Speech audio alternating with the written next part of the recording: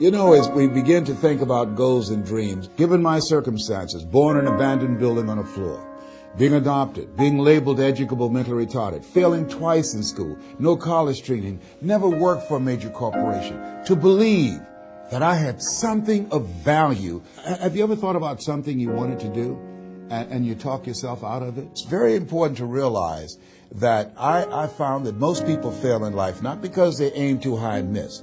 Most people fail in life because they did just like I did for so many years. They aimed too low and hit.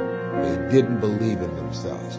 So I want you right now to revisit and look at your goals and dreams, and let's raise the bar.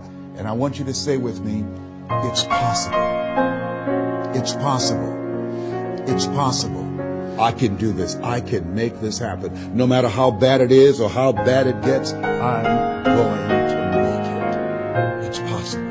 Yes, your dream is possible. Say that to yourself every day. Feed your mind with words that you write and words that you hear and words that you speak to yourself. Feed your faith and your doubts will starve to death. Say to yourself, it's possible. It's possible. It's possible. Even when you have no evidence to point to, say to yourself, it's possible. There's nothing as powerful as a made-up mind. It's a struggle sometimes to do that, especially when you have people around you telling you that it's not possible, that you can't do it.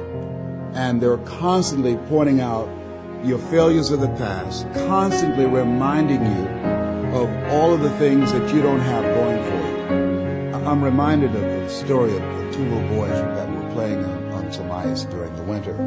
And as they got further out on this ice, one fell through the thin ice. And so the little fellow that was still on top of the ice, he was trying to save his little buddy. And he couldn't reach him. He was trying to pull him. He could see him through the thin ice as he got further away from him, struggling. And he couldn't reach him. He was trying to break the ice, and he couldn't do it. And he looked around, and he saw a tree in the distance, and he ran. And then he got up on the tree, and he pulled and broke down an enormous-sized branch and came back and savagely began to beat that ice and broke it. And miraculously, he saved his friend.